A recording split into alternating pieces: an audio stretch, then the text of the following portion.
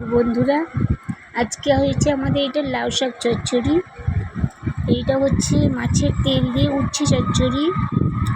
আর এইটা হচ্ছে পটল আলু দিয়ে রুই মাছের ঝোল। আর এইটা হচ্ছে চাটনি।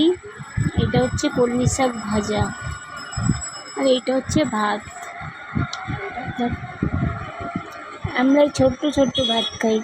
এই চালটার নাম জিরে কাঠি। আর এটা চাটনি। তো শুভ দুপুর। আজকে আমাদের এইটুকুই মেনু। কারণ হচ্ছে অল্প অল্প রান্না করার কারণ, আজকে আমাদের পাশে বাড়ি কীর্তন হচ্ছে, ওখানে সবার নিমন্ত্রণ আছে। তো কিছু মানুষ যাবে, সবাই তো আর যাবে না। তো যারা যাবে না তাদের জন্য এইটুকু রান্না করেছি, দেখে না।